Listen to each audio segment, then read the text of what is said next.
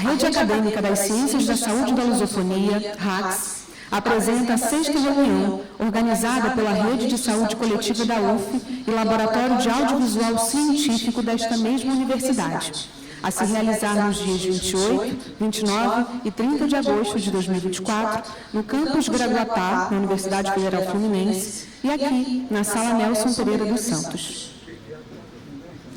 Este evento é realizado, como eu falei, pela Rede Acadêmica das Ciências da Saúde, Rede Saúde Coletiva e Laba Ciências Cultural da Universidade Federal Fluminense. Tem o patrocínio do CAPES, PAEP, Programa de Apoio a Eventos no País, CNPq, FAPERJ e o apoio da Universidade Federal Fluminense, Pró-Reitoria de Extensão, Fundação Oriente, CPLP, Comunidade dos Países de Língua Portuguesa, Faculdade de Nutrição da UF, Observatório das Adições Bruce Alexander, SAMU, Programa de Pós-Graduação em Ciências, Tecnologias e Inclusão, ABDIM, Associação Brasileira de Diversidade e Inclusão, PPG-CA, Programa de Pós-Graduação em Estudos Contemporâneos das Artes e Integra Chagas Brasil. Daremos início agora ao nosso evento com um diálogo sobre a era das incertezas e a governança global em saúde. Gostaria de convidar ao palco nosso mediador, Dr. Luiz Andrade, da Universidade Federal Fluminense. Luiz Antônio Botelho Andrade é doutor e mestre em Bioquímica e Imunologia, graduado em Ciências Biológicas e é professor associado na Universidade Federal Fluminense. Seu trabalho inclui pesquisa em imunologia, educação e epistemologia, além da produção de materiais inclusivos. Ocupa cargos importantes em associações acadêmicas e de saúde pública.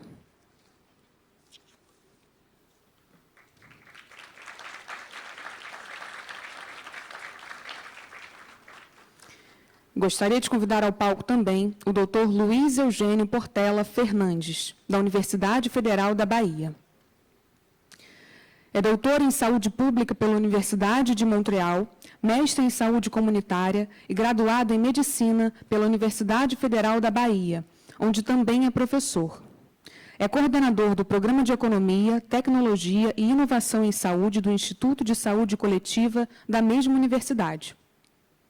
Também é vice-presidente e coordenador da Comissão de Ciência e Tecnologia em Saúde da Abrasco, Associação Brasileira de Pós-Graduação em Saúde Coletiva.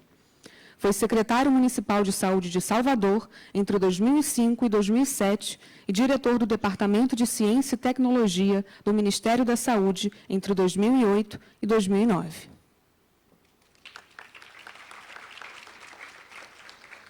Passo agora a palavra para o Luiz Andrade.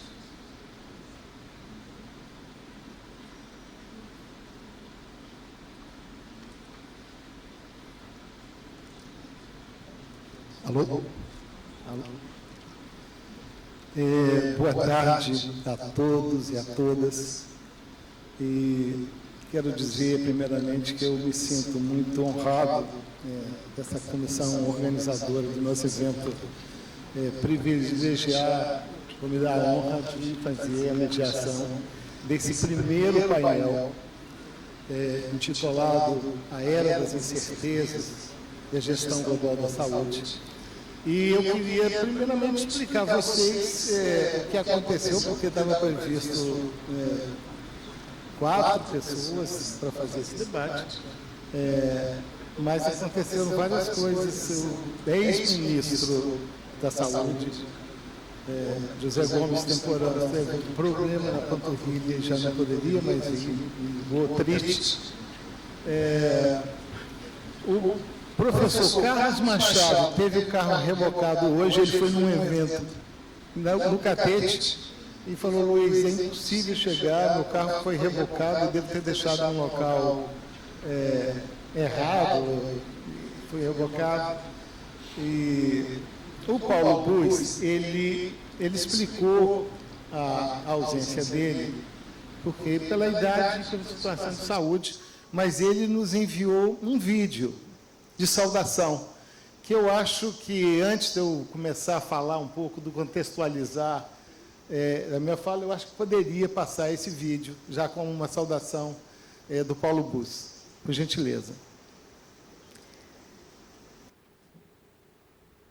Boa tarde a todos. Eu gostaria de saudar os meus colegas de painel desta 6ª reunião internacional da Rede Acadêmica das Ciências da Saúde da Lusofonia, agradecer o convite recebido por parte do Luiz Andrade, que é professor da UF e presidente, secretário-geral da Associação Brasileira de Higiene e Saúde Pública, para participar deste evento tão importante. Infelizmente, muitos compromissos que eu já havia assumido me impedem de estar com vocês nessa tarde.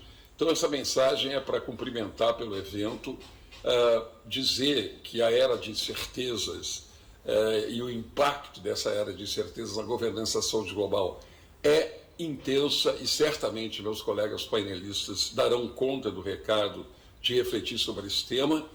E quero também agradecer a honra de estar recebendo uma homenagem, pedir ao meu colega Temporão que recebesse por mim, dada a minha impossibilidade de estar aí, e que da Sociedade Brasileira de Higiene e Saúde Pública. Desejo a todos que o evento seja coroado do maior sucesso, coisa que tenho absoluta certeza. Uma boa tarde a todos.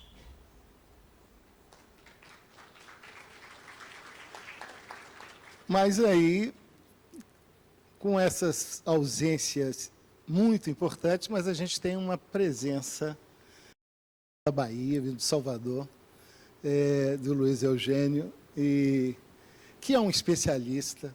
Como vocês viram, o currículo dele com uma experiência vasta na questão da saúde, da discussão, no associativismo e da participação da sociedade civil nessa discussão maior. Então, o que eu vou fazer aqui, eu iria fazer essa fala e vou fazer agora. Eu não sou especialista no tema. E aí isso pode ser, de alguma forma, uma desvantagem.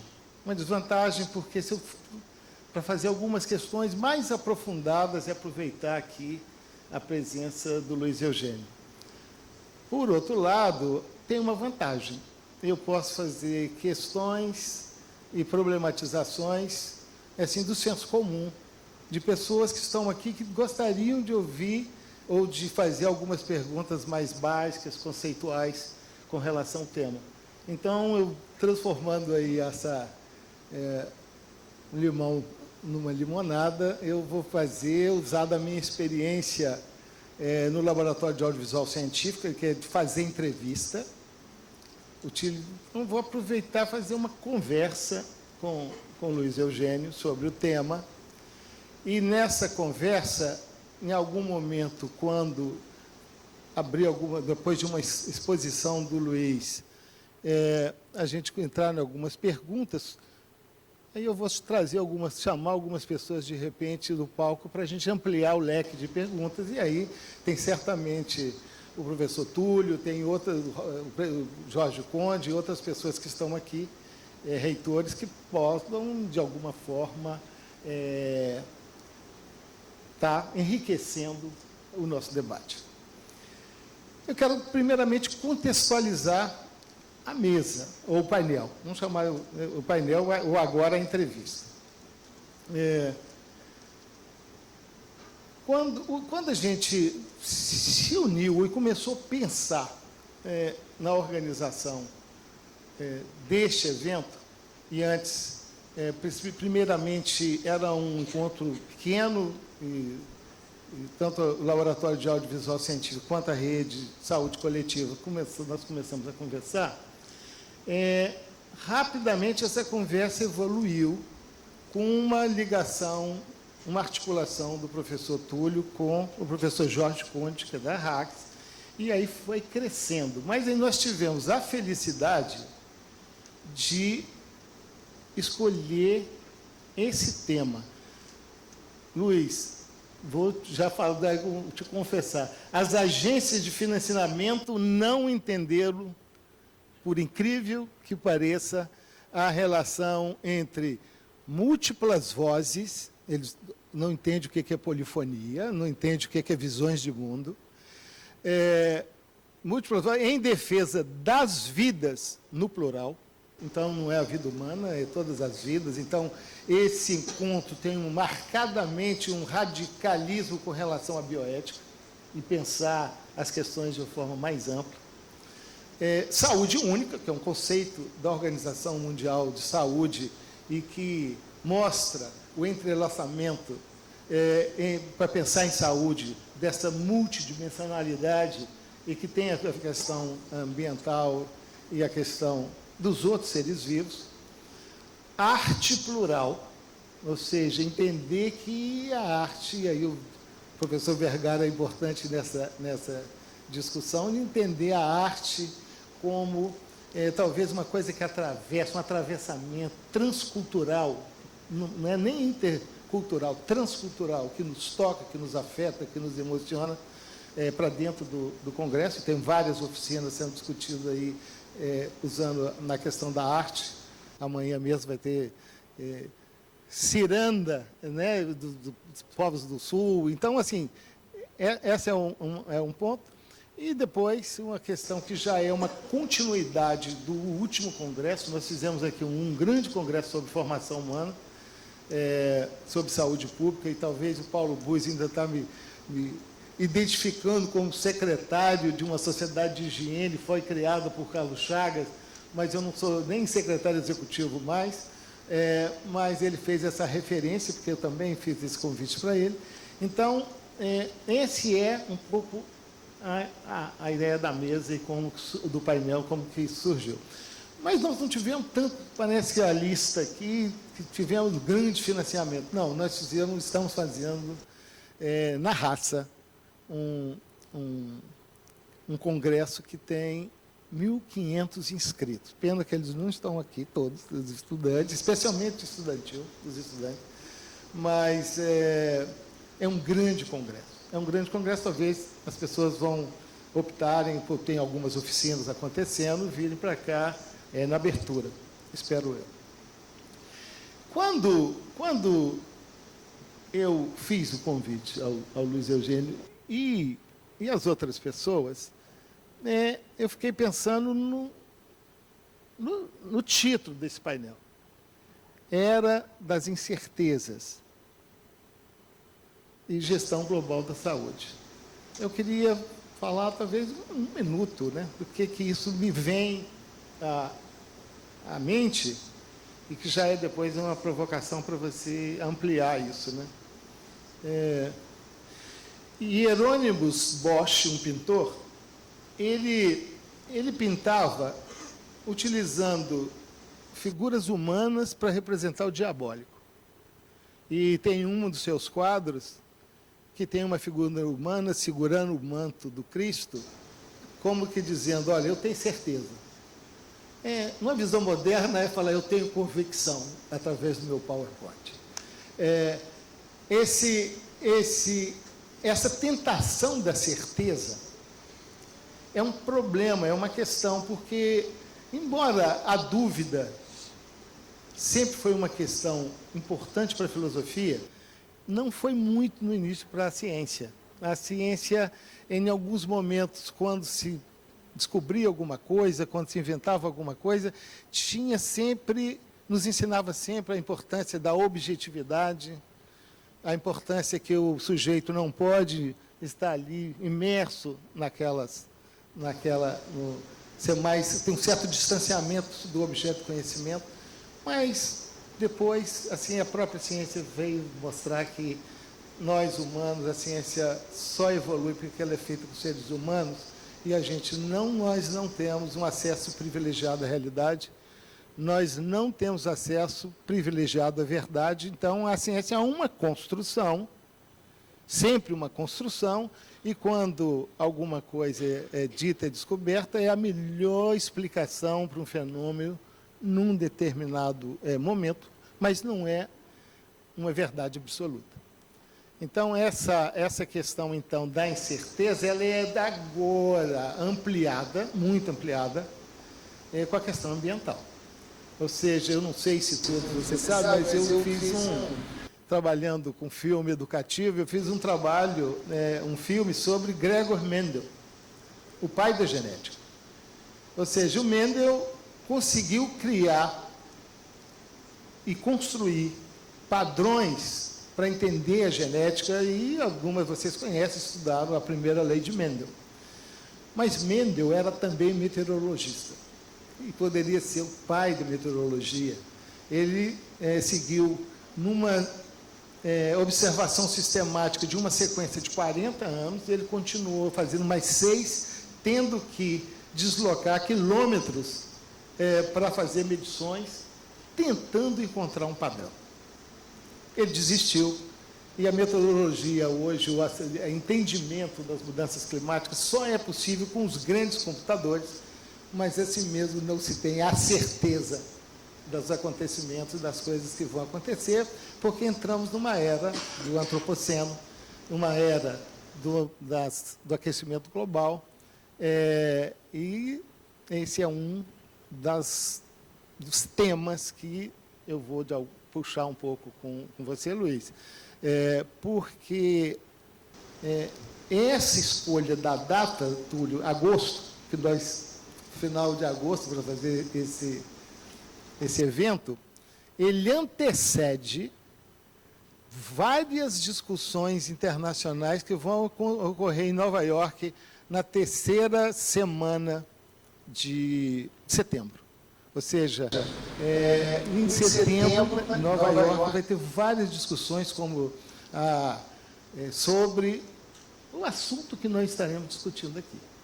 Então, ele tem essa ligação, e para já fazer esse passo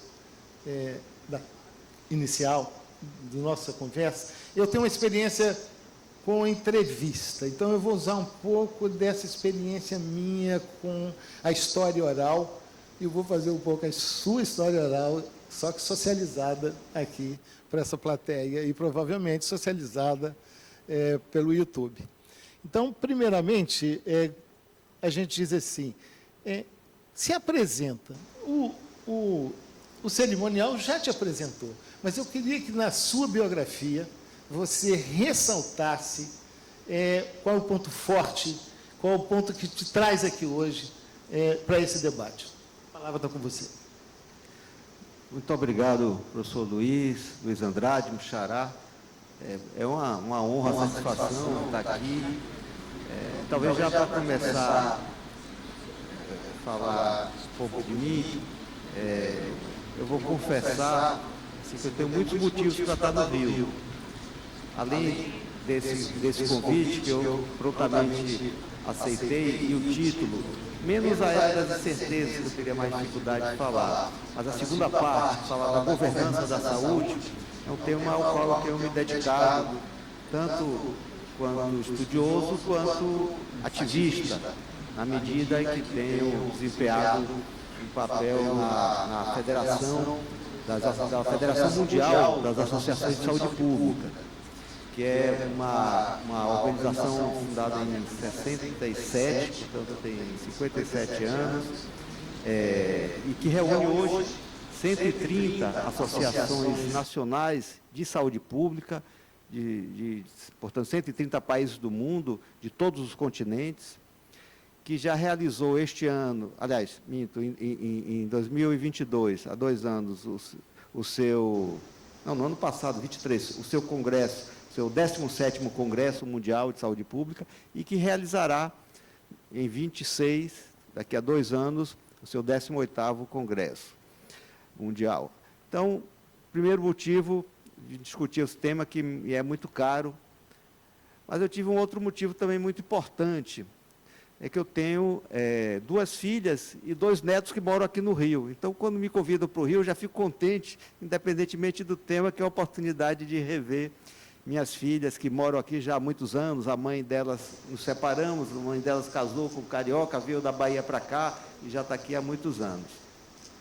Então, já comentando. Mas teve um terceiro motivo ainda, que eu até já confessei, falei que era uma segunda intenção, tive a oportunidade até de dizer para o presidente da RACS, o professor Jorge Conde, dessa minha segunda intenção.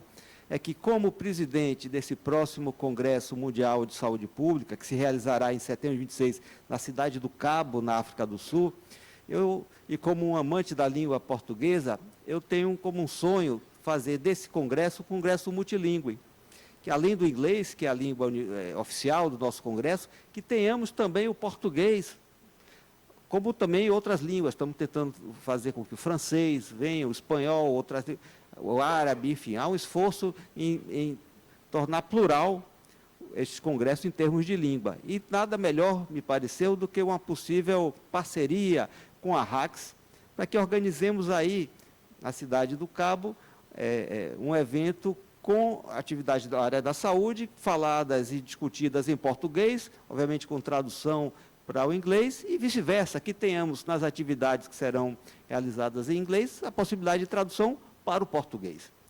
Então, acho que essa aliança nos fortaleceria no levantamento de fundos, de recursos para realizar esse sonho. Então, com essa história, tento dar um pouco, responder um pouco a sua pergunta de quem eu sou. Eu sou uma pessoa pragmática, vocês podem ver, que busca associar aquilo que faz parte dos meus sonhos, dos meus ideais, com a sua transformação prática em ações. Sou baiano, né, com muito orgulho, e a Bahia como vocês sabem, o centro do mundo. A Bahia reúne um mix de cultura singular, uma forte cultura europeia, portuguesa, ibérica e portuguesa, sobretudo, mas com uma grande contribuição das culturas africanas, das diferentes etnias, e aí há uma variedade de etnias africanas que aportaram à Bahia e que são fundamentais para a nossa visão de mundo, para a nossa culinária, para a nossa arte, a música, a dança, enfim. Então, é uma mistura. A cidade, a maior cidade negra, em termos de população, fora do continente africano, é Salvador, é a nossa capital. Isso está no nosso ar. Então, a gente tem... Sou baiano, nascido, portanto, nesse caldeirão cultural que é Salvador, que inspira, né, a cultura, toda a cultura brasileira. Me formei em medicina,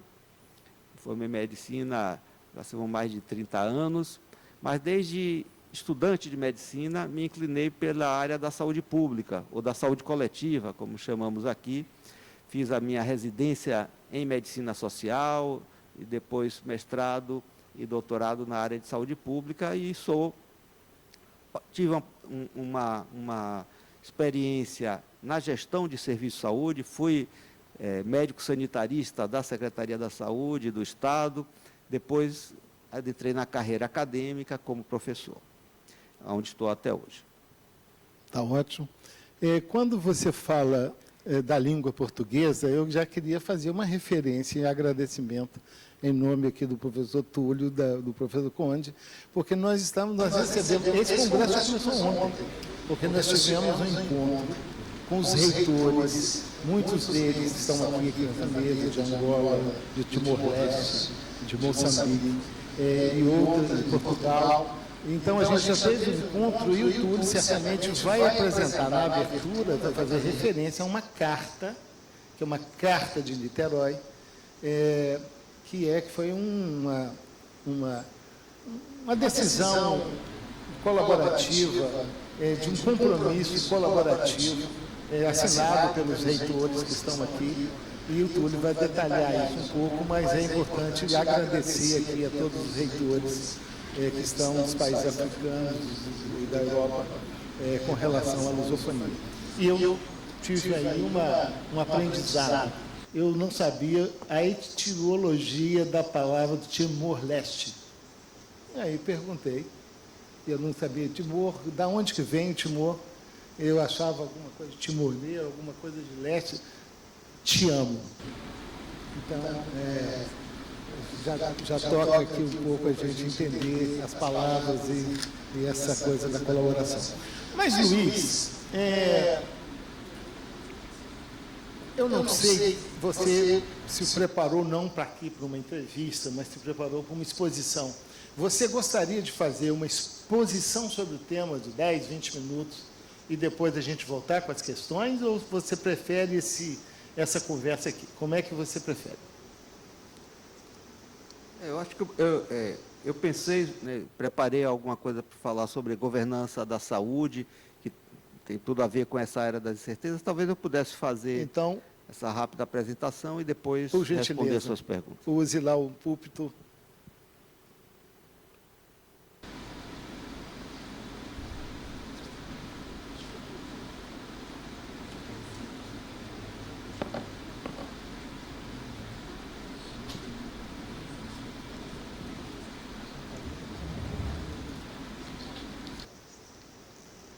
Bom, governança global da saúde, ou governança global de modo geral, se refere à coordenação de relações entre vários Estados-nação, de acordo com certos princípios, que especificam a conduta apropriada para uma série de ações.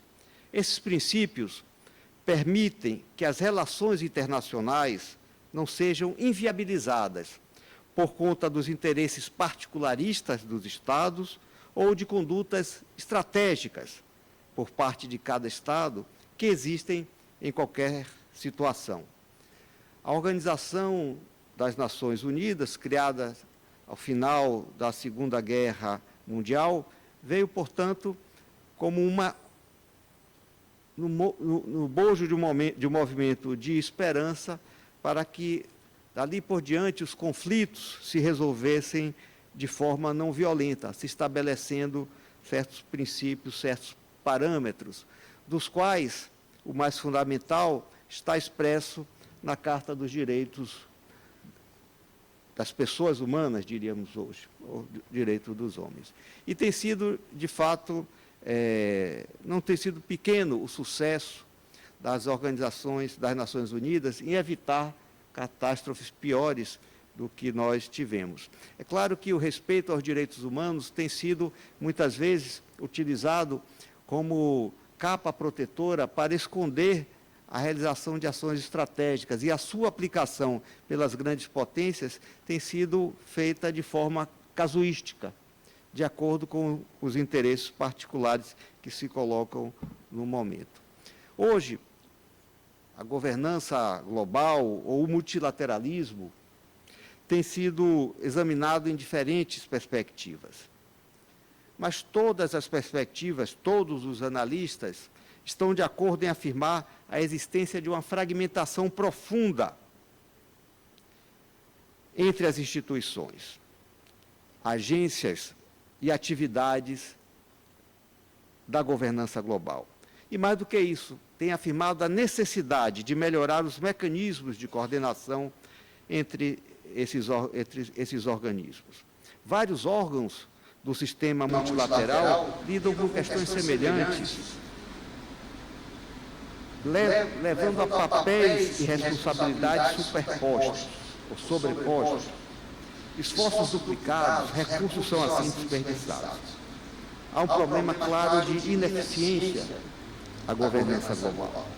Mas é mais do que um problema de eficiência ou de ineficiência. É um problema, é uma questão de democracia. O que temos hoje é, de fato, poucas nações poderosas que dominam as instituições multilaterais, levando a processos de tomada de decisão desiguais. Muitas lideranças, o próprio Antônio Guterres, atual secretário-geral da ONU, muitas lideranças criticam os acordos e as organizações multilaterais por prejudicar e até mesmo impedir medidas urgentes para lidar com crises sociais e da saúde. Os exemplos abundam. Vimos durante a pandemia de Covid a dificuldade da Organização Mundial de Saúde, apesar de todos os discursos, todas as tentativas da sua burocracia, da sua liderança, o Dr. Tedros Adhanom, em conseguir uma distribuição minimamente equitativa das vacinas de Covid. Países ricos compraram, antes mesmo da produção, doses suficientes para vacinar 6 vezes a sua população, enquanto muitos países de baixa renda até hoje continuam sem poder oferecer a vacina até para os grupos prioritários, como os profissionais de saúde, como as pessoas em situação de maior vulnerabilidade. Só um exemplo. Portanto, as instituições multilaterais estão respondendo mal e tardiamente às crises e não dispõem dos recursos e dos mecanismos adequados para executar as suas ações e cumprir a sua missão.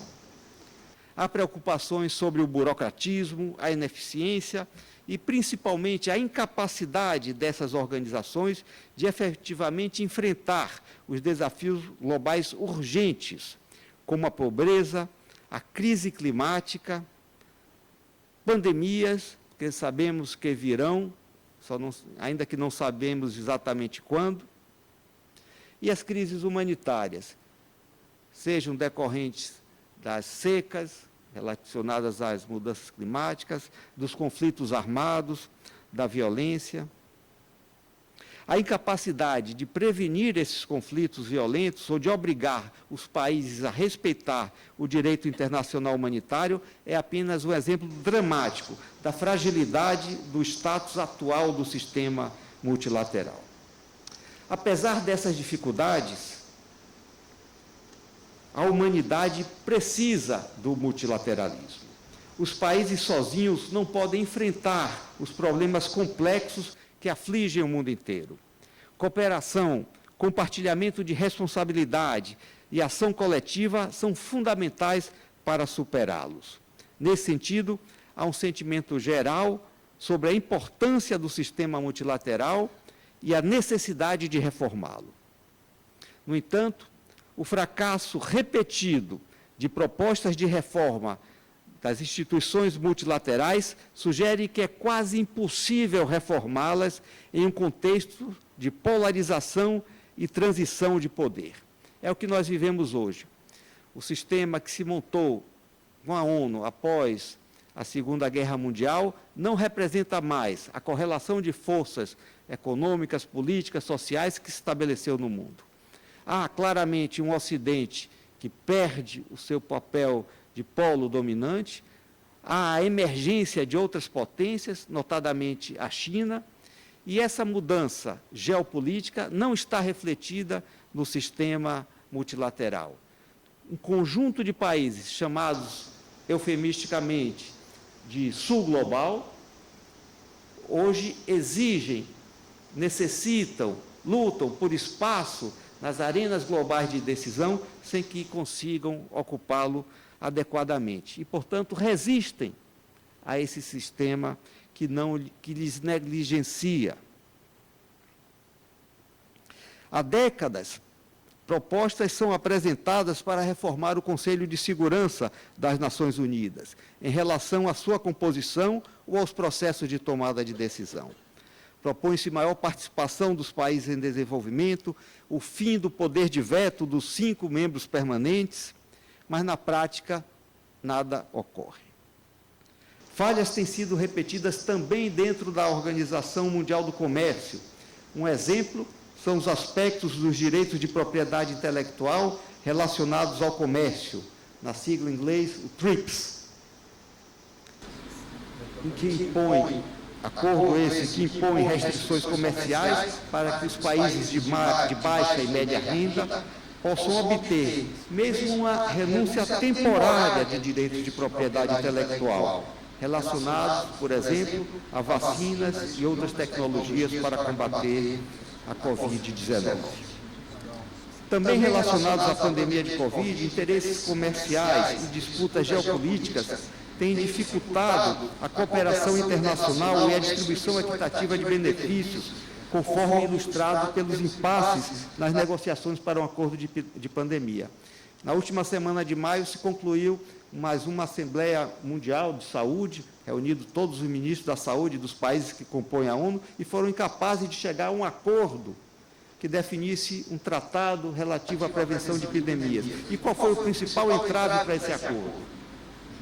Todos os países concordaram que era obrigatório, deveria ser obrigatório o compartilhamento de novos patógenos, para que se pudesse estudar e, eventualmente, produzir tecnologias, como o vírus, o coronavírus 2, que foi identificado em Wuhan, na China, que demorou para ser compartilhado. Há um acordo que deve se compartilhar. Se surge aqui no Brasil, na Amazônia, um celeiro de vírus, um novo vírus que pula a barreira da espécie e passa de uma outra espécie para o ser humano, isso pode ser uma pandemia, o Brasil se compromete a rapidamente compartilhar amostras desse vírus para que toda a comunidade científica mundial possa estudar. Mas, em compensação, não somente o Brasil, mas a maioria dos países, exige que as tecnologias geradas a partir desse conhecimento do estado do vírus sejam também compartilhadas. Não aconteceu com a Covid. E os países mais ricos se recusaram a assinar um acordo que impusesse como obrigação de todos o compartilhamento não apenas do patógeno, mas também do vírus. Também da tecnologia. Do vírus todo mundo concorda, da tecnologia não. E isso impediu que se chegasse ao acordo.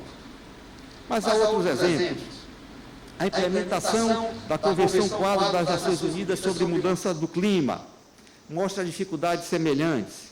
Apesar de acordos formais potentes, como o Acordo de Paris, assinado em 2015, pouco tem sido feito na prática e a crise climática continua a piorar e a assombrar o mundo. Finalmente, os apelos para reformar as instituições financeiras internacionais, como o Fundo Monetário Internacional e o Banco Mundial, de modo a refletir as mudanças ocorridas no cenário econômico global, não têm efeitos objetivos. A participação de economias emergentes em processo de tomada de decisão continua irrelevante no espaço do FMI ou do Banco Mundial. Examinando esses exemplos, podemos ver um padrão claro. Os atores mais influentes no sistema multilateral definem as regras de governança, que, então, são usadas para manter os benefícios que tiram de sua posição privilegiada. Se na arena global os governos não conseguem sair desse labirinto, aí entra a esperança. A sociedade civil, como está aqui hoje representada pela RAI, continua sendo a melhor possibilidade de concretizar e avançar uma agenda de reforma para restaurar e renovar a relevância e a eficácia da governança global. Oposta à sociedade política, que se constitui por um conjunto de órgãos públicos que representam o sistema legal e o monopólio do uso legítimo da força, a sociedade civil pode ser definida como um espaço de conflitos econômicos, ideológicos e sociais, onde múltiplas e distintas forças lutam para ter voz e poder de decisão. A sociedade civil compreende, assim, um conjunto de organizações não estatais, onde a hegemonia, entendida como a direção intelectual e moral de toda a sociedade, é disputada. Nesse sentido, as organizações da sociedade civil têm o potencial de instituir uma nova hegemonia, onde as instituições multilaterais, a cumprir seu papel no enfrentamento eficaz dos desafios globais, de acordo com os valores éticos que lhes deram origem: a defesa da paz, a promoção dos direitos humanos, o respeito à soberania dos povos. Como a sociedade civil é uma arena de disputas, diferentes organizações da sociedade civil defendem valores diferentes e representam interesses diversos. Nesse sentido, é essencial deixar claro que, embora saibamos da existência de um lado obscuro da sociedade civil, estamos aqui nos referindo às organizações que valorizam os interesses públicos, os direitos humanos e os bens comuns. Essas organizações podem contribuir para um sistema multilateral democrático e funcional de várias maneiras. Em primeiro lugar, representam vozes diversas, muitas das quais não são representadas adequadamente pelos governos. As organizações da sociedade civil permitem que uma gama mais abrangente de perspectivas seja valorizada, contribuindo para um processo de tomada de decisão mais inclusivo. As organizações da sociedade civil podem amplificar as vozes dos cidadãos, garantindo que os organismos multilaterais levem seus problemas e suas necessidades a sério. Ao permitir que grupos subordinados expressem suas necessidades e experiências, a sociedade civil ajuda a evitar que os governos privilegiem os interesses dos segmentos mais poderosos da sociedade. Além de aumentar a participação democrática, as organizações da sociedade civil podem fornecer expertise para instituições multilaterais, melhorando a qualidade da formulação de políticas. Elas podem trazer uma visão externa, informar sobre a compartimentação entre várias organizações multilaterais e propor soluções. Associações científicas e profissionais têm conhecimento precioso para ajudar a resolver muitos problemas globais. Organizações de base comunitária possuem experiências de campo que podem melhorar a qualidade das intervenções voltadas para populações ou contextos específicos. A falta de responsabilização e de transparência é outro problema comum das instituições multilaterais que as organizações da sociedade civil podem ajudar a superar. Há pelo menos 4 maneiras pelas quais a sociedade civil pode contribuir para a responsabilização e transparência na governança global. Aumentando a transparência pública das operações de governança, monitorando políticas globais, buscando a reparação por danos atribuíveis a órgãos reguladores e propondo mecanismos de responsabilização largamente conhecidos. As organizações da sociedade civil chamam atenção para problemas graves que muitas vezes estão fora da agenda global. Cito um exemplo: a guerra hoje fratricida que ocorre no Sudão. Não vemos nas agendas oficiais, são as organizações, sobretudo humanitárias, que estão a denunciar essa grave violação dos direitos humanos. Todas essas contribuições são importantes. São argumentos sólidos para intensificar a participação das organizações da sociedade civil no sistema multilateral, seja por meio de fóruns formais de deliberação ou por plataformas de diálogos inclusivas. As instituições multilaterais, por sua vez, podem fazer muito para intensificar a participação da sociedade civil, reconhecer sua legitimidade, consultá-las regularmente, facilitar o acesso à informação, fornecer apoio e recurso para ajudar as organizações a desenvolver as suas capacidades, financiar atividades de pesquisa e de advocacy, respeitar as diversidades de vozes, as múltiplas vozes, intensificar a realização de reuniões virtuais e consultas online. Se os organismos multilaterais podem fazer muito, as organizações da sociedade civil, elas próprias, devem buscar maneiras de aumentar a sua contribuição para a humanidade. Nesse sentido, o caminho mais importante a seguir é estar ciente de que, para ser eficaz, a participação deve ser institucionalizada e incorporada em uma nova hegemonia, na qual prevaleça a defesa da paz e a promoção dos direitos humanos e da equidade. O estabelecimento dessa hegemonia, dessa nova hegemonia, depende de transformações estruturais nas sociedades, para as quais as organizações da sociedade civil são fundamentais. A recente exacerbação de crises existenciais, colapso ecológico, crise alimentar, migração forçada, crescente desigualdade e risco de guerra generalizada, tornou a necessidade de transformações estruturais amplamente percebida. Não obstante, diferentes atores têm diferentes estratégias e nem todas visam as transformações necessárias.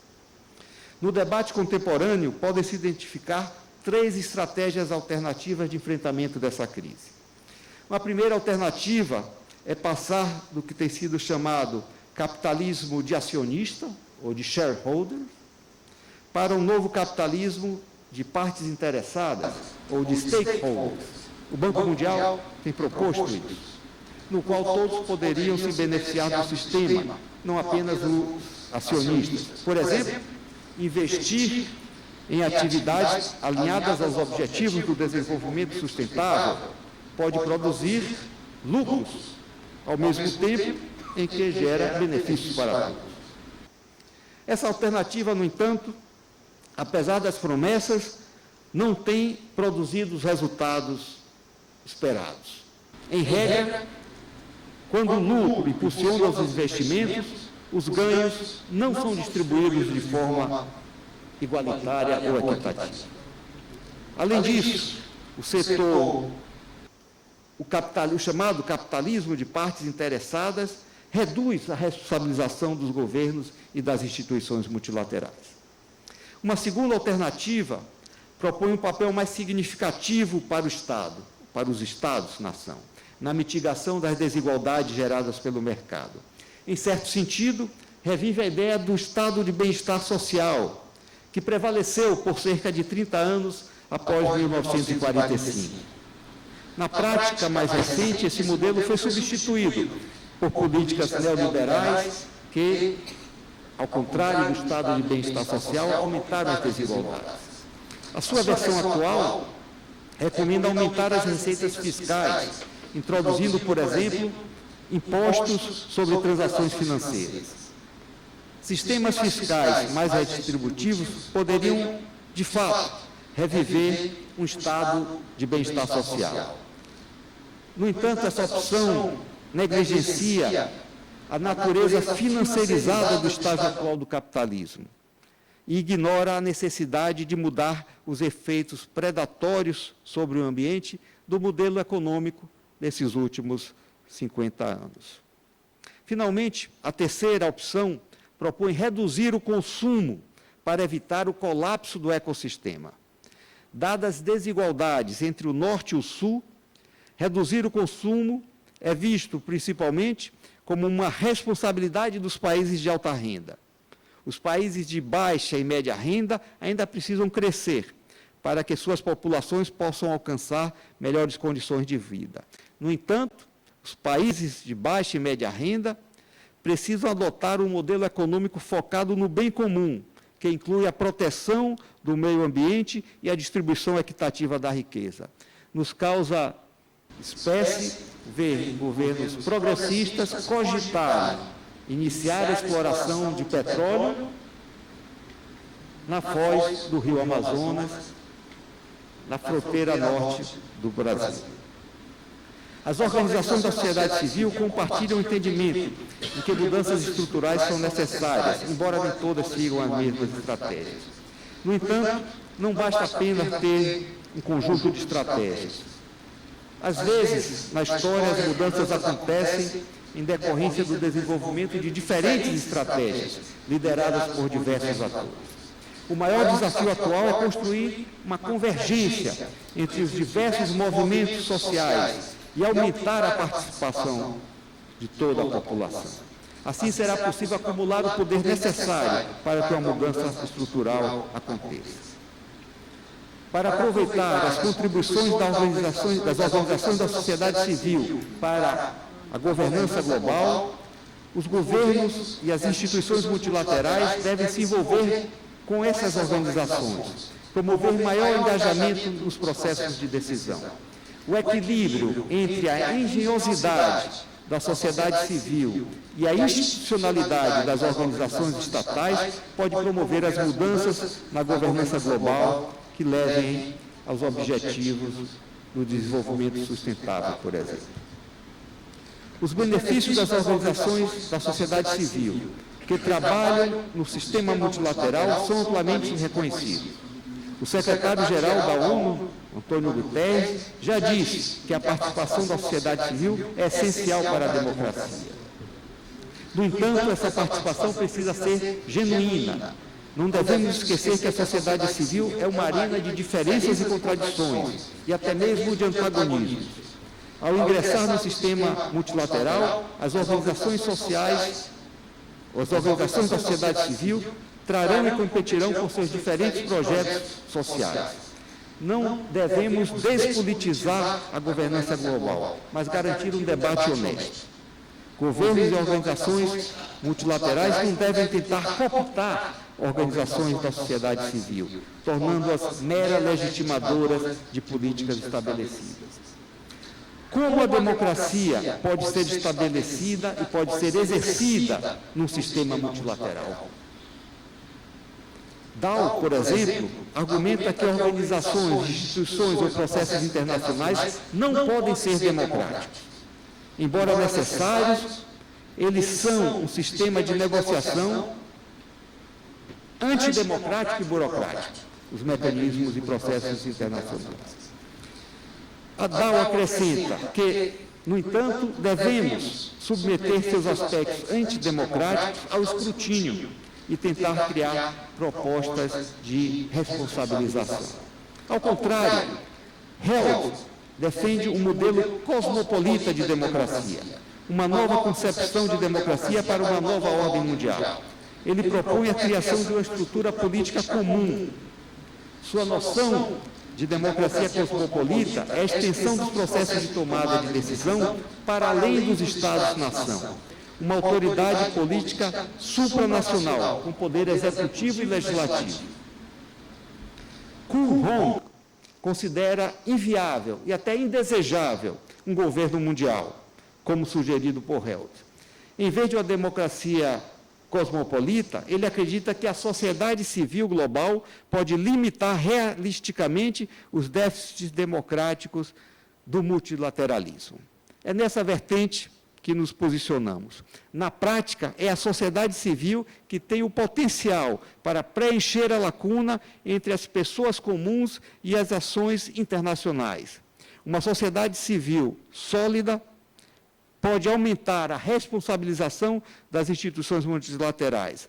Ela promove processos democráticos globais se tornarem um canal institucionalizado de opinião para a tomada de decisão internacional.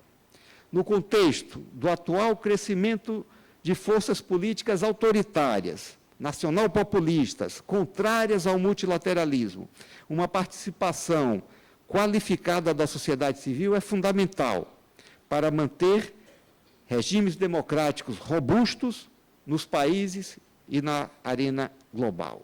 Somente no cenário de uma democracia fortalecida, os países e o multilateralismo serão capazes de encontrar os caminhos que levem à paz, à equidade e ao desenvolvimento sustentável. Paro por aqui, agradeço a atenção e fico à disposição.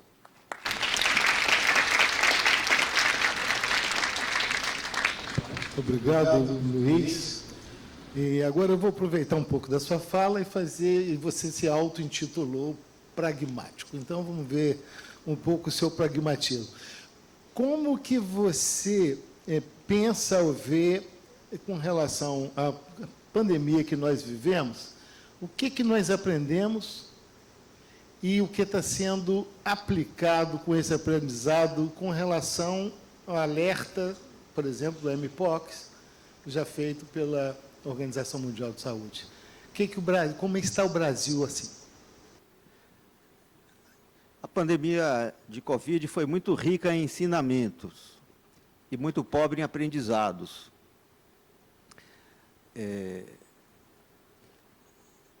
Ficou evidente que, e não só o coronavírus, mas todas as pandemias, desde a AIDS nos anos 80, são claramente relacionadas às zoonoses. São doenças de outras espécies que passaram para a espécie humana.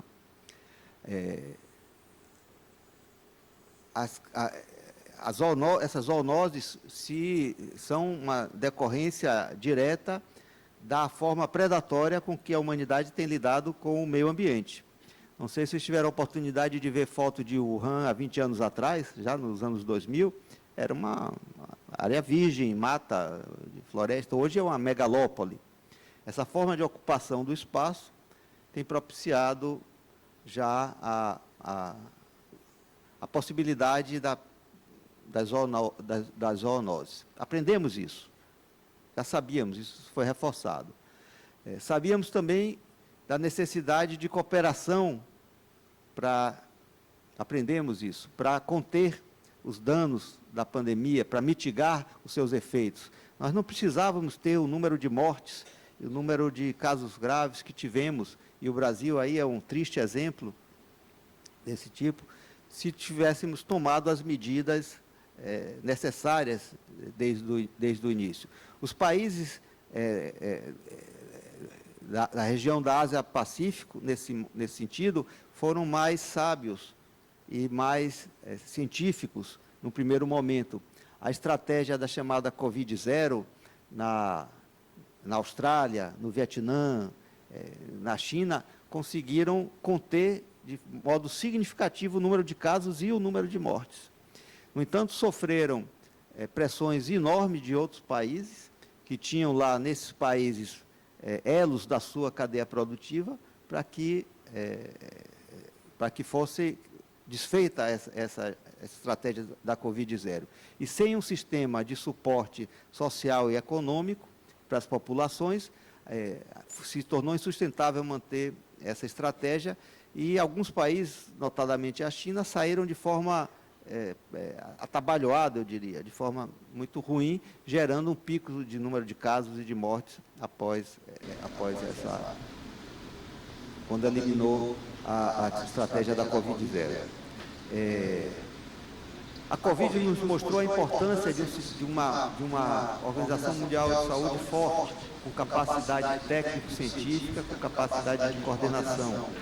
Mostrou a importância da produção e da distribuição rápida de vacinas, para conter, não apenas a proteger as populações de cada país, como evitar o surgimento de variantes do vírus e, portanto, de novas ondas epidêmicas. E tivemos aí o caso da Ômicron, e já no final no ano 2020, início do ano 2021, levou ao aumento de casos em todos os países. Ou seja, foram ricos em ensinamentos.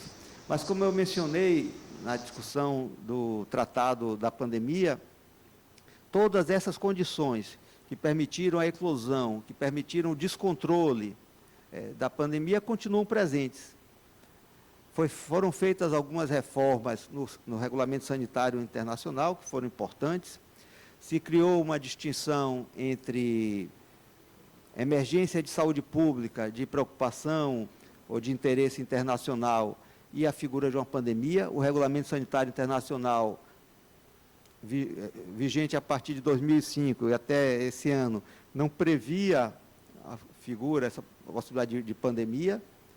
É interessante que, né, ainda em março de 2020, foi declarada a emergência de saúde pública de interesse internacional, mas isso não foi suficiente para disparar o alerta. E aí, então, o diretor-geral decretou uma pandemia, uma figura que não estava prevista nesse regulamento, mas como forma de comunicar, como forma de fazer ouvir a opinião pública a gravidade daquela situação. Mas hoje, ou seja, objetivamente, apesar de 3 anos de debate em torno do acordo de pandemia, nenhuma dessas medidas foi feita. A Organização Mundial de Saúde continua subfinanciada. Não sei se todos aqui sabem, a maior parte dos recursos da OMS vem de doações voluntárias, de 2 países, notadamente, Estados Unidos e Alemanha, mas, em terceiro lugar, vem de uma fundação privada, que é a Fundação Bill e Melinda Gates. Os recursos que são aportados pelos membros das Nações Unidas e da OMS ao seu financiamento são irrisórios, correspondem a 20% do seu orçamento. 80% são doações voluntárias. Qual é o problema da doação voluntária? É que o doador define aonde esses recursos são aplicados. Não é o corpo técnico, não são os cientistas, não são a administração da OMS. Então, essas doações não obedecem a um plano diretor. A gente pode fazer um rápido paralelo com o que acontece no Brasil com as emendas parlamentares, que não é o governo, não é o Ministério da Saúde, por exemplo, que é o maior destinatário das emendas parlamentares, que define onde serão aplicados os recursos. Há um esforço, obviamente, para tentar fazer com que as emendas obedeçam a um plano nacional de saúde, mas nem sempre se consegue e os parlamentares tensionam nesse sentido. Mas, voltando ao parênteses, então eu diria que a Organização Mundial de Saúde continua desfinanciada, enfraquecida. Como eu mencionei, um acordo para compartilhamento de tecnologias com suspensão, mesmo que temporária, dos direitos de propriedade intelectual não foi aprovado. Havia uma proposta de incluir o conceito de saúde única desse tratado de pandemia, também não foi aprovado, nesse caso, por posição contrária dos países de média e baixa renda. Os países de baixa renda foram favoráveis à inclusão da saúde única no tratado da pandemia, mas os países de baixa e média renda reagiram com receio de não dispor do volume de recursos necessários para investir na integração entre a saúde humana, a saúde animal e a saúde ambiental, e coisas como os países que exportam muita carne, muita proteína animal, como o próprio Brasil ou Argentina, ou países que querem ampliar sua exploração de petróleo, não concordaram com essa ideia da proposta da saúde única. Ou seja, nós estamos numa situação que sabemos que virá uma pandemia.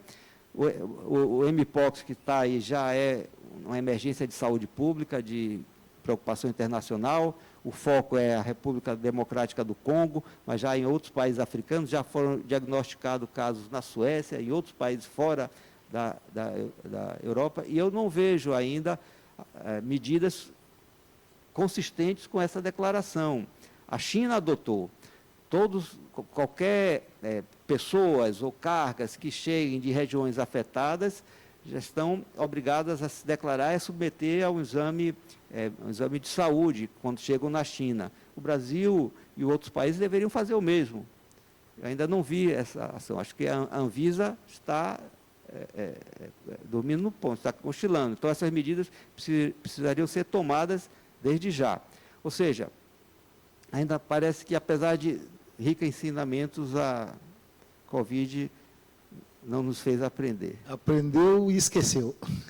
Como diz, pandemias um padrão que se repete de reações. No primeiro momento é o pânico, e depois que passa o pânico, passa a pandemia, é o esquecimento.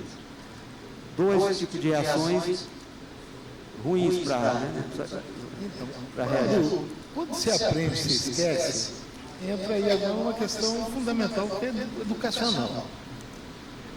E pensando aí, relacionando a educação com a questão da democracia, tem uma questão que todas as democracias modernas estão vivendo, que é a desinformação, que é a fake news, que é a fake science, que é orquestrada. Então, como lidar com isso? Como que no pragmatismo, ativismo, como é que poderia fazer? Que ações poderiam ser feitas? Que controle social poderia ser feito para evitar, dirimir ou mitigar um pouco essa onda de desinformação que afeta o Brasil? A gente já está vendo nesse momento da política, mas certamente da Venezuela, que está vivendo um conflito também grande e quase entrando já numa guerra civil, fora as questões, inclusive, dos Estados Unidos. Como é que você vê isso?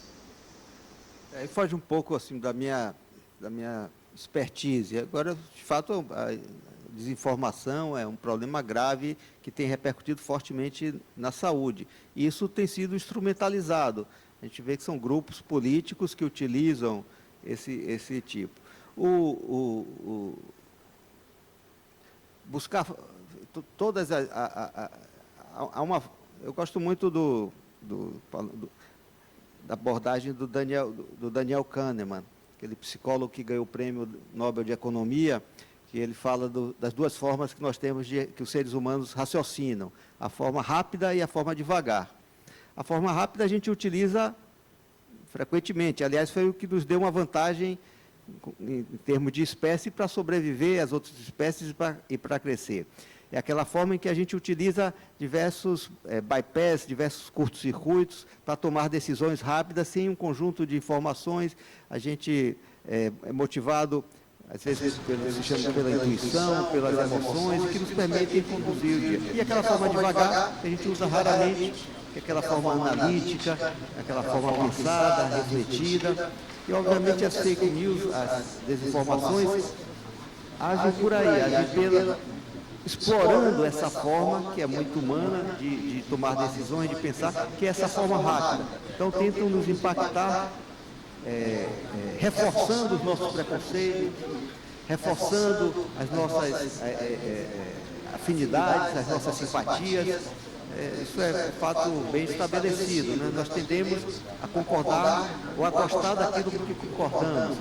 Então, vocês devem ter visto o documentário sobre a democracia hackeada, que relata o caso da Cambridge Analytica, que fez a campanha pelo Brexit no Reino Unido, pela primeira campanha do Trump nos Estados Unidos, e com esse conjunto de dados que eles têm, que eles coletam, que se coletam, quando a gente utiliza a internet, eles eram capazes de segmentar os destinatários da mensagem, identificando os perfis, as simpatias, os gostos, e reforçando com mensagens falsas aquilo que as pessoas gostam, aquilo que as pessoas querem ouvir, e criando as bolhas para que não se comuniquem entre si. Então, é algo em grande escala, de muita manipulação. Somente uma forma eu acho que uma estratégia fundamental para enfrentar isso é a regulação e o controle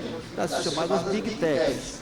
A gente viu recentemente, né, o dono do X, do antigo Twitter, retirando o seu escritório de representação no Brasil para tentar fugir às decisões judiciais que podem impactar. Então, sem o controle dessas grandes Big Techs, nos quais se disseminam, se viralizam, como se diz, essas desinformações, as sociedades ficam completamente desprotegidas. Existe nessas reuniões que vão acontecer agora em setembro, nos Estados Unidos, tem vários problemas que vão ser abordados. Um é a questão dos arsenais nucleares, ou seja, é um temor que esses conflitos que não são resolvidos podem ampliar, e a utilização desses arsenais de energia nuclear. Um outro é a elevação do nível do mar, ou seja, já é um problema que vai ser colocado em pauta, como mitigar, especialmente para os países insulares. O outro é que você estava falando, falta recursos para a Organização Mundial de Saúde, você gasta $1 trilhão em guerra.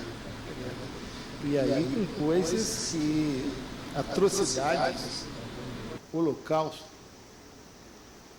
como a gente vê com Gaza, ou seja, as crianças de Gaza, quando você assiste, e hoje já está na televisão.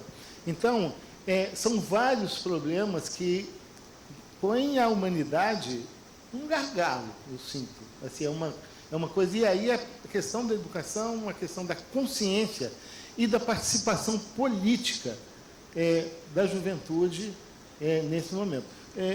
Túlio, faço um convite aqui para...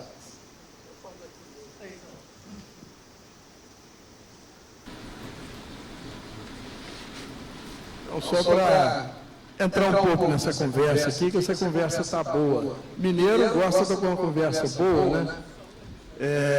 Contar um caso. Mas é o seguinte, em primeiro lugar, Luiz, obrigado por você falar tão bem da era das incertezas. Você disse que isso não era muito seu tema, que seu tema era da governança global, mas ao identificar tão bem os enormes problemas da governança global, como você trouxe, e é particularmente muito preocupante e grave o fato de os ministros da saúde do mundo inteiro se reunir e não conseguir chegar a um acordo de prevenção de novas pandemias, ou seja, nós concordamos em trocar o vírus para que todo mundo possa estudá-lo, mas não concordamos em trocar o produto desse estudo, que é a vacina que vai proteger a população global. Então, na raiz desse problema, tem um enorme problema da governança, ou seja, uma governança global que não consegue dispositivos fortes suficientes para proteger a população global. Uma pandemia que nós vimos, 2 anos, levou 7 milhões de pessoas. Isso é extremamente grave, né? Então, assim como eu considero muito grave também, não conseguir acordos suficientes no sentido de proteção de biomas importantes, como você mesmo disse, Amazônia, a foz do Rio Amazonas, outras reservas florestais que são igualmente importantes. Isso se refere muito à questão econômica que está de fundo desses problemas, né? Como a gente viu na própria pandemia, as diretrizes negacionistas da pandemia, a gente viveu isso aqui no Brasil, tinham como a questão de fundo colocar os lucros que a economia deveria proporcionar à frente da proteção das vidas humanas. E o Brasil, nós chegamos a mais de 700 mil mortes, é um dos maiores índices em proporção à população do mundo, né, de mortes da Covid. Então, na verdade, essa crise da governança global nos coloca a questão e nos coloca numa era das incertezas. Ou seja, para onde vamos? Essa é a questão que nós temos hoje conosco. Né? Para onde vamos?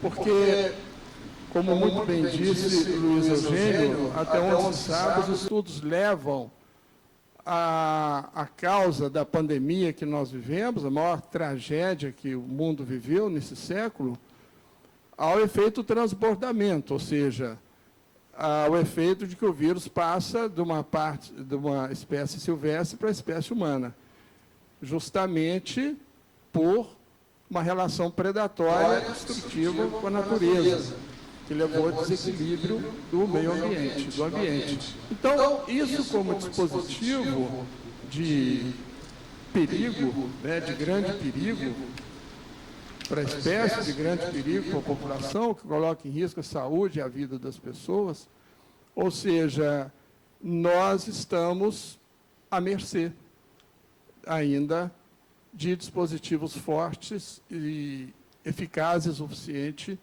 para criar uma proteção futura.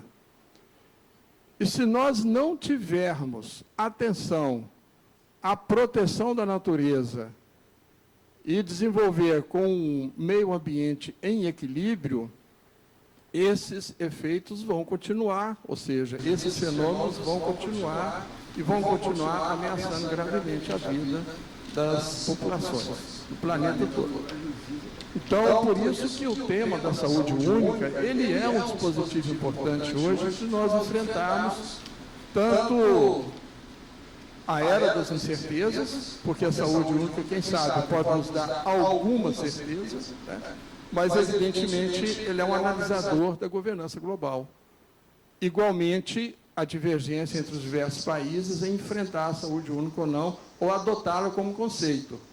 Porque a defesa da vida das pessoas hoje depende fundamentalmente de defender também todas as vidas, no plural, dos animais, da natureza, em equilíbrio com o ambiente. Então, essa é a diretriz que a Organização Mundial de Saúde já vem, não é de agora, mas já vem já há alguns anos, difundindo isso como uma diretriz importante. É o tema, né, da 6ª reunião da RACS, que a gente está promovendo aqui na Universidade Federal Fluminense, e a gente elegeu como tema justamente que achamos que isso tem que ser pautado. Nós precisamos olhar para o futuro, para onde vamos. E para onde vamos é uma construção que passa por esse conceito.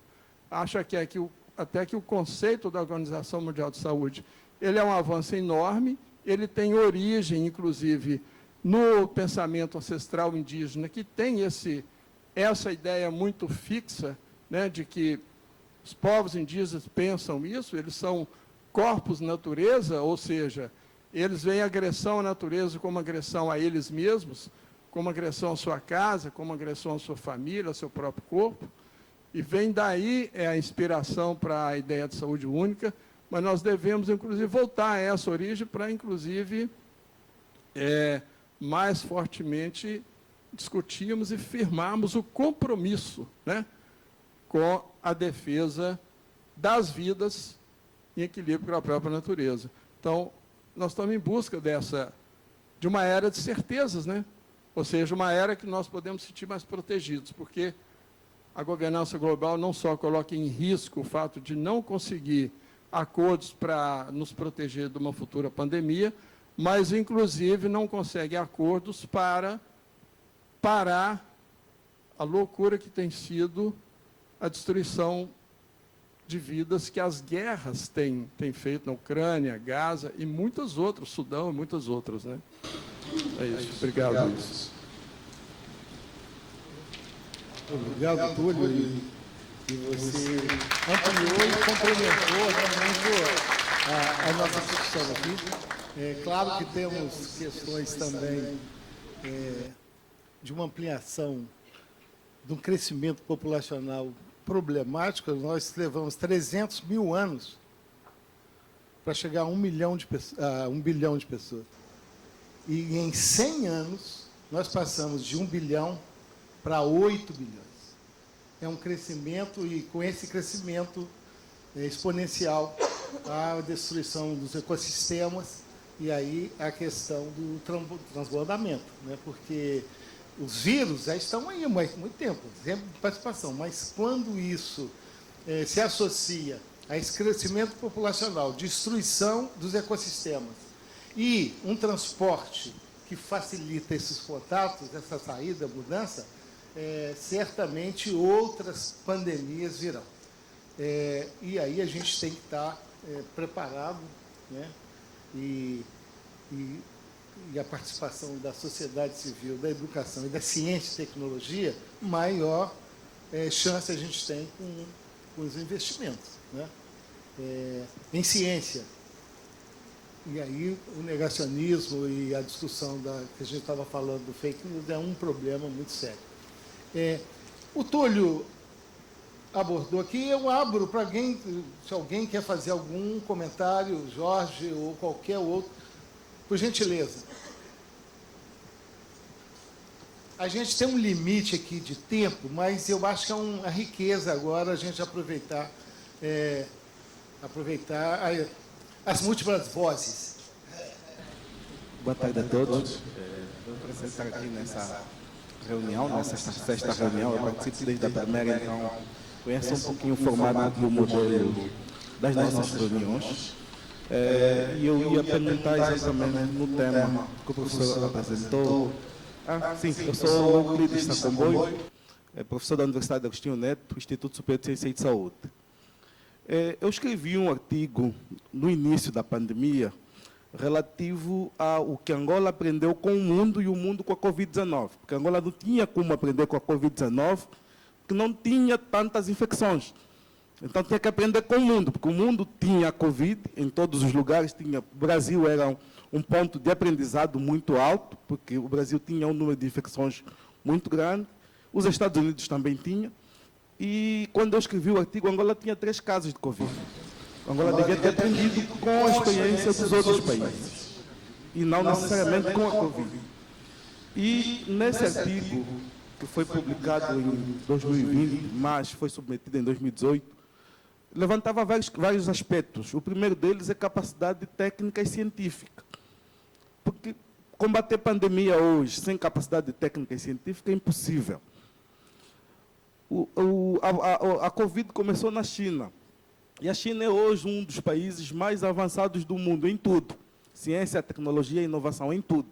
E a China estava a passar por aquilo que passava, e Angola se preparava para passar por aquilo também. Eu acho que acaba sendo absurdo países pobres, sem capacidade técnica, sem capacidade científica, sem nenhuma habilidade para combater. Aliás, tem problemas que nunca conseguiu combater, como malária, doenças diarreicas, doenças respiratórias, e se prepara, por exemplo, para uma Covid-19, que países avançados em ciência, em tecnologia, em desenvolvimento, organização hospitalar, passavam.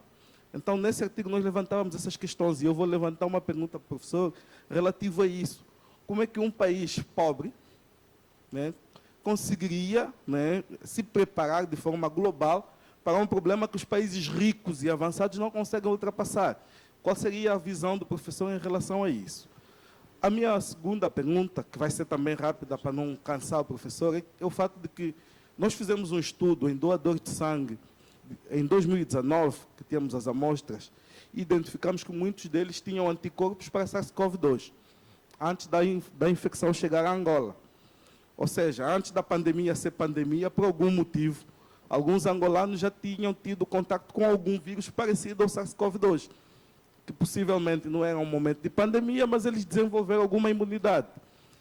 E a pandemia não foi muito forte em Angola, em muitos países de África, porque, por costume, os países africanos convivem com muitos micro-organismos, a partir da alimentação, do ambiente e tudo mais. E é possível que muitos dos africanos já tenham desenvolvido imunidade para algumas situações de saúde. Então, a minha segunda pergunta é: até que ponto conseguimos identificar grupos mais vulneráveis e grupos mais preparados para uma doença, de forma também a reduzir a necessidade de vacinação? Porque, às vezes, dá a sensação que há países africanos que foram vacinados sem necessidade, que era só o controle da doença. Então, combate às doenças não pode ser só pensado em vamos ter todas as doenças e vamos vacinar. Talvez seja necessário proteger os países que ainda não têm, para que, quando a vacina apareça, seja mais facilmente redistribuída do que esperar que todo mundo tenha e depois o acesso à vacina seja difícil. Muito obrigado.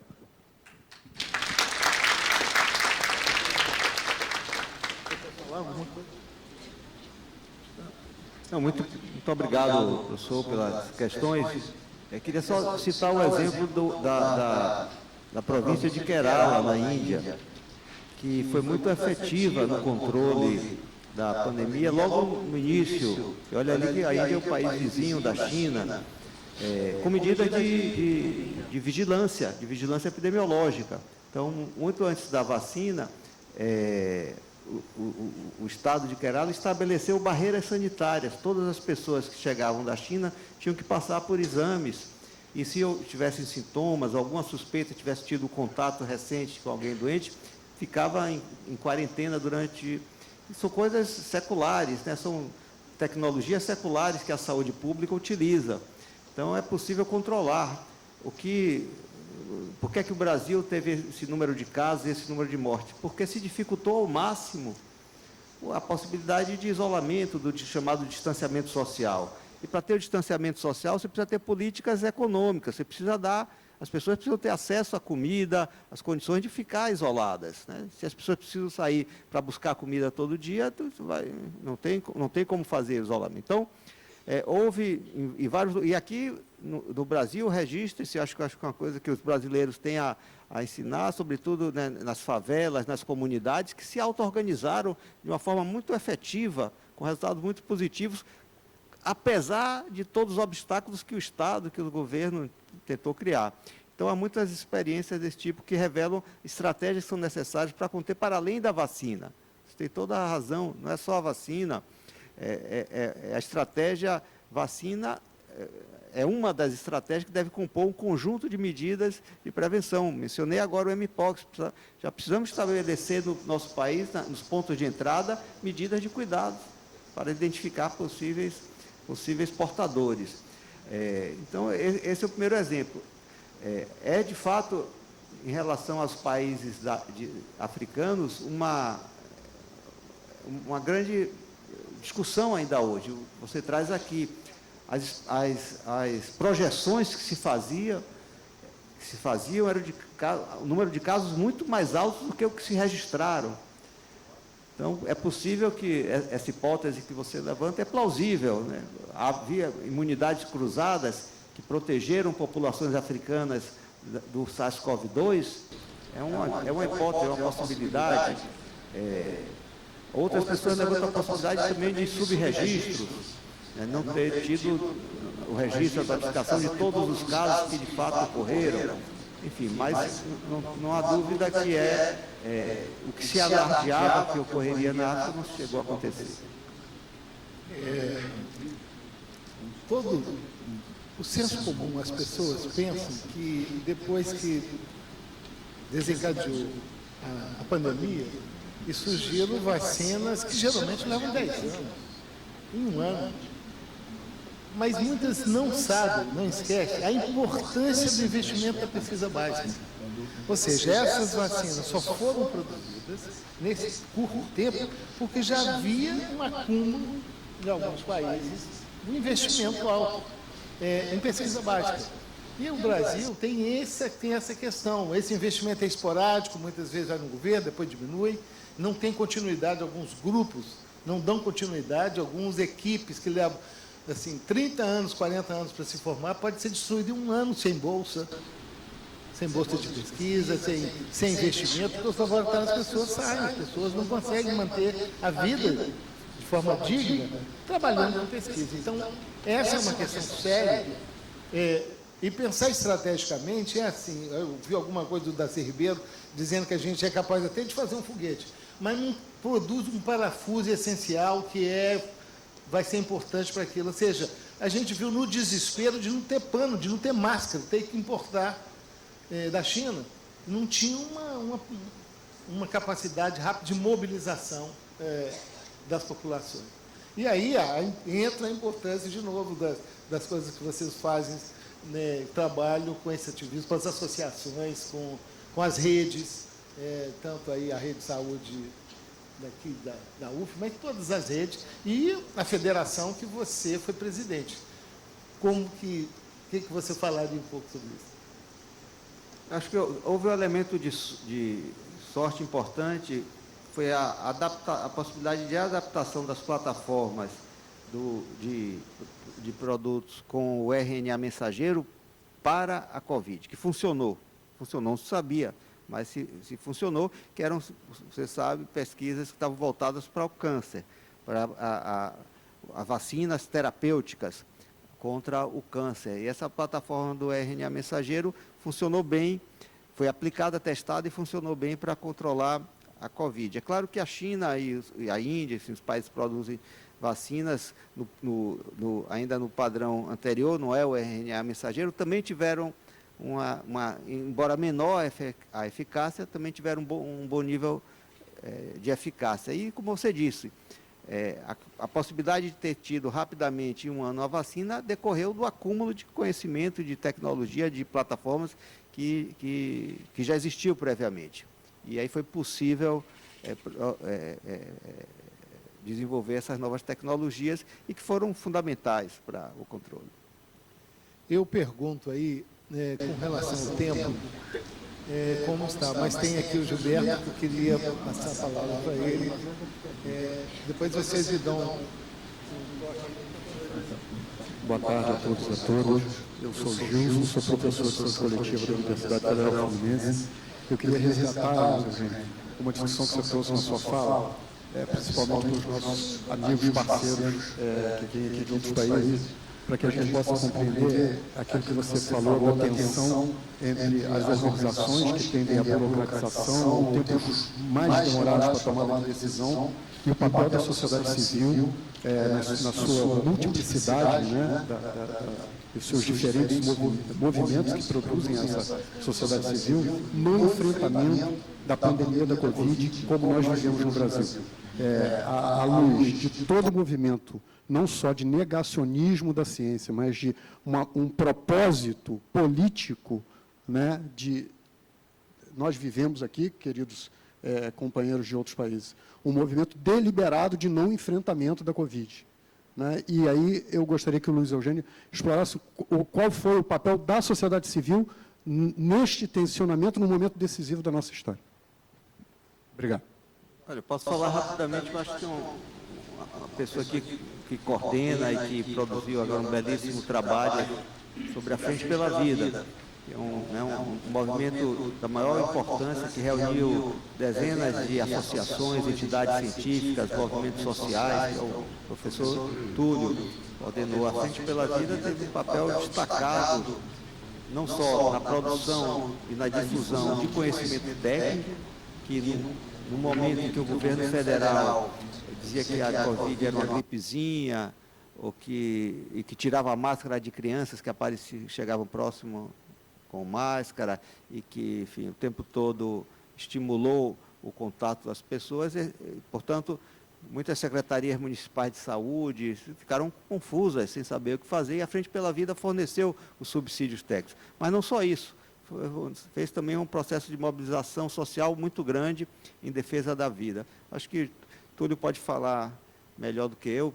Pediria que ele comentasse essa pergunta importante aí do Gilson, professor Gilson.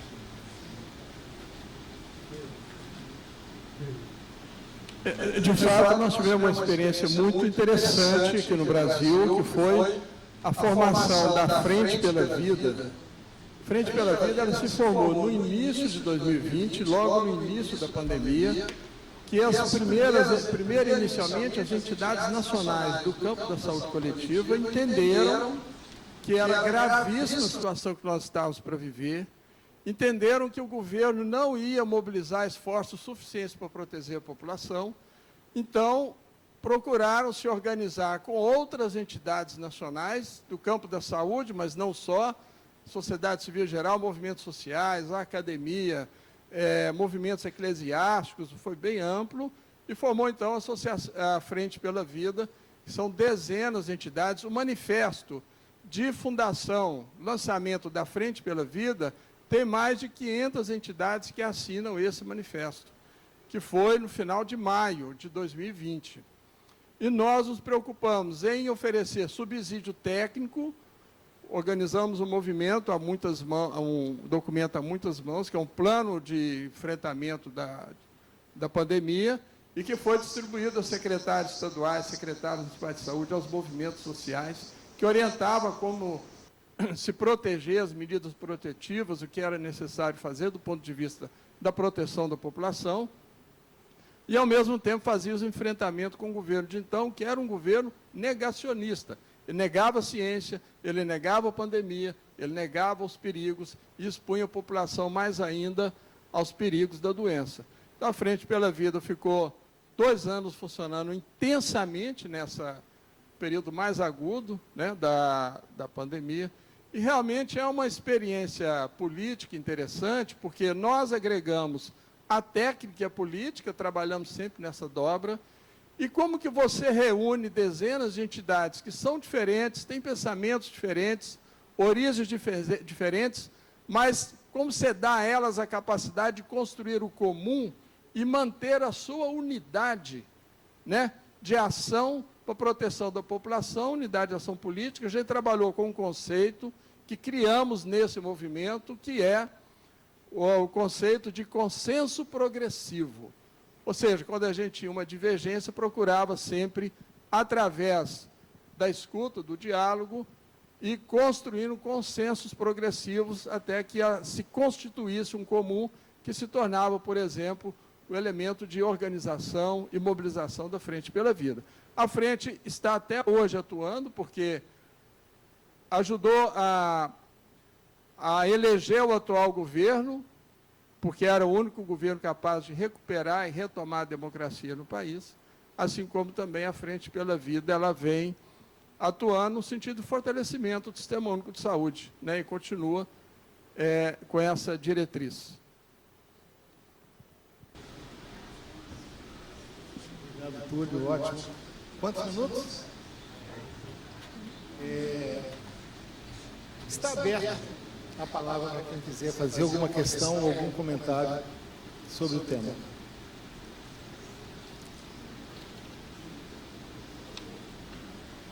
Por gentileza.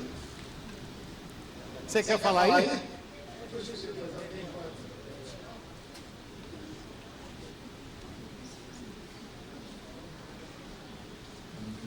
Muito obrigado. O meu nome é António, venho de Coimbra, Portugal. Queria cumprimentar e agradecer muito a comunicação. Eu gostava de colocar a questão, que neste aspecto para mim é sempre muito interessante e importante, é que os cientistas tendem a falar para as elites. E a comunicação de ciência é hoje cada vez mais importante. E como é que nós chegamos ao cidadão comum que precisa de saber para distinguir aquilo que é falso do que é verdadeiro? Isto é, distinguir uma fake news. E parece que o acesso aos mídia fica muito mais simples para um qualquer fingidor que diz que trata a dor do braço ou a dor do cotovelo com uma simples oração, do que um cientista chegar e dizer que, de facto, a vacina é importante e que é a única solução, muitas vezes, para os problemas que nós enfrentamos. Não apenas no Covid, mas genericamente. Nós temos que, se calhar, os cientistas, começar a discutir também como é que nós podemos construir um futuro dentro desta imprevisibilidade, porque temos que ser nós a construir esse futuro e a desenhar o futuro. Não é? Não esperar que as coisas aconteçam, ter uma visão mais prospectiva daquilo que em saúde vai acontecer, porque nós sabemos que os sistemas de saúde, também do ponto de vista da governação, só sofrem neste momento uma pressão. Eu digo até 3 tipos de pressão, 3 forças, que são o envelhecimento da população, e com o surgimento destas novas doenças, as questões do financiamento, e depois também as questões da natalidade e a questão da oferta e do aumento da procura de cuidados de saúde. Como é que nós conseguimos gerir sem uma população informada? Não é? Como é que nós podemos ultrapassar a comunicação para este grupo de pessoas que são, vamos chamar assim, uma elite, um nicho, para o cidadão comum que vive nas comunidades e que ouve mais... Eu não queria entrar muito em discussões religiosas, mas estão a perceber o que é que eu estou a dizer, que houve muito mais e atende muito mais àquela informação rápida. E como também podemos chegar aos jovens, como é que nós podemos chegar aos jovens que têm hoje acesso o tempo, aqui a variável tempo entra aqui é muito importante, é o tempo de agora. Enquanto nós fomos construindo o futuro, nós, os velhos como eu, da nossa geração, fomos construindo o futuro com base no acúmulo de conhecimento, hoje o tempo é o imediato, é aquilo que eu vejo na rede social, onde é muito mais fácil passar uma comunicação falsa e aceite, porque, enfim, porque não há espírito crítico, porque não há... Como é que nós podemos fazer isto? É esta a questão. E como é que as pessoas da saúde podem fazer isto, podem mudar isto? Não é? E esta é uma discussão que eu penso que nós, a academia, tem que fazer. Como é que nós podemos chegar à ciência, fazer chegar a ciência ao cidadão comum, utilizando uma linguagem que seja perceptível e que seja rapidamente assimilável. Esta é a minha questão.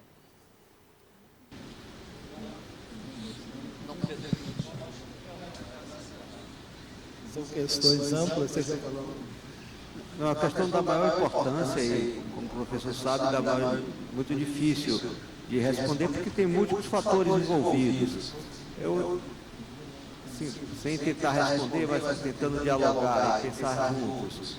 Há, em primeiro lugar, a forma como a ciência é feita e como os cientistas são formados. O Gaston Bachelard chama a atenção, a ciência se constrói contra o senso comum. Então, nós, enquanto cientistas, desenvolvemos a capacidade de não acreditar no senso comum, questionar o senso comum. Então, é preciso fazer essa primeira ruptura epistemológica. E aí, o professor Boaventura de Souza um conterrâneo português de Coimbra, chama a atenção para a necessidade da segunda ruptura epistemológica, que é o retorno do conhecimento científico ao senso comum. Os cientistas não são as melhores pessoas para fazer isso. Elas foram treinadas ao contrário, foram treinadas na primeira ruptura.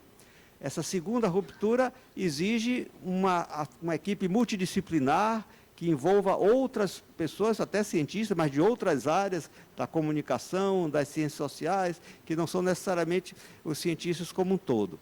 Mas aí tem talvez uma outra questão de fundo que o filósofo Hilary Putnam chama a atenção, americano ele, que é a necessidade de rearticular fato e valor. O Max Weber, você sabe, tem um texto clássico que distingue, uma coisa são os fatos, outras coisas são os valores. E isso está muito impregnado na ciência, como se nós, cientistas, fôssemos, a nós não interessassem os valores. Nós estamos atrás da realidade objetiva, independente de valores, neutra quanto a valores. Quando a gente sabe, aí os filósofos, como o Putnam, chamou a atenção que não há ciência, não há possibilidade de conhecimento da realidade sem, ao mesmo tempo, estar investido de valores. Então, talvez, se nós consigamos mudar a forma de fazer ciência, inserindo no próprio que fazer científico a teleologia, o para quê, o que nos move, e não uma tentativa que, em última instância, é um exercício impossível de objetividade absoluta, inserir os valores, e aí sim, o compromisso com a melhoria das condições de vida das populações, talvez nos torne aptos a promover essa segunda ruptura epistemológica e aí, de fato, fazer com que as pessoas utilizem um modo de pensar devagar na sua tomada de decisões, não se deixem apenas levar pelo reforço das suas preferências, das suas simpatias. É ótimo que a gente partiu de uma discussão epistemológica e vamos finalizar esse debate, esse encontro, essa entrevista com a questão da epistemologia. E aí tem também do Boaventura a discussão sobre novas epistemes, né? Então, que é importante aí a valorização, e Túlio já falou, da episteme indígena, mas também quilombola, mas também da experiência das pessoas e de outras, que agora adentram a universidade, ou seja, é uma chamada extensão reversa, ou seja, algumas universidades começam a não só valorizar, mas trazer para suas redes de conversação essas pessoas, entidades que trabalham com outras epistemes para a própria universidade aprender com isso, né? Essa é a questão do valor que você está falando, do compromisso, da reflexão, porque muito da educação nossa, ela é memorista, ou memorialista, ela decora, mas não traz um pouco essa discussão freiriana da problematização. E aí, talvez, ontem mesmo a gente falou sobre isso no encontro, as ODS, só para aqui, já sabem que não vão ser cumpridas, muitos nem iniciaram ainda. Nessa coisa de atingir, de cumprir as 17 ODS até 2030, na agenda. Algumas avançaram e outras estão quase totalmente paralisadas. Então, eu acho que tem que repensar o modelo educacional de aprendizado mais significativo, de problematização em todos os setores, porque é isso que vai fazer a grande diferença entre seguir alguma coisa, alguma informação dita, sem questionar, sem fazer referência, sem fazer relação. Acho que essa nós terminamos aqui, como diz a plaquinha ali, mas tem uma pessoa que levantou a mão antes de eu ver a plaquinha. Foi você, então. E depois dela, a gente vai finalizar esse belíssimo painel.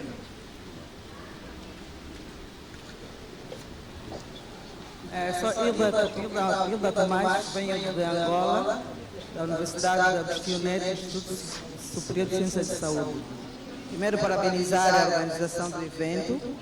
Eu só gostaria de acrescentar algo, tomando um pouco o que o professor falou, com relação à questão da Covid. Angola teve uma boa experiência também com relação à Covid, porque se antecipou naquilo que foram as medidas preventivas, não é? E fez com que nós não tivéssemos muitos casos. Por quê? Porque houve logo detenção dos primeiros casos. O primeiro caso, por exemplo, que Angola teve, vinha da Europa e conseguiu-se detectar e houve isolamento. Bem, houve isolamento de casos, houve cerca sanitária, não é? Em que as pessoas eram proibidas de sair de uma cidade para outra. Então, isso fez com que logo do início houvesse contenção dos casos. Então, não só apenas aliada à tecnologia, mas usou-se medidas, não é? Medidas básicas e preventivas, que facilitou, então, com que nós não tivéssemos muitos casos. E isso tem servido de experiência, porque surgiram depois outras pandemias, ali em países vizinhos, e Angola tem essa experiência já no que concerne a prevenção. Então, isso também ajudou bastante para que não houvesse saturação do nosso sistema de saúde, porque se ocorresse, como ocorreu em outros países, acho que nós não teríamos tanta capacidade de poder, então, enfrentar a pandemia. Então, a antecipação de casos, medidas preventivas, isolamento dos primeiros casos, cerca sanitária, facilitou, então, esta questão do número, não é, de casos que Angola teve. Então, acho que isso serviu de experiência e tem servido de experiência até o presente momento. Era só para acrescentar também esta parte. Muito obrigada.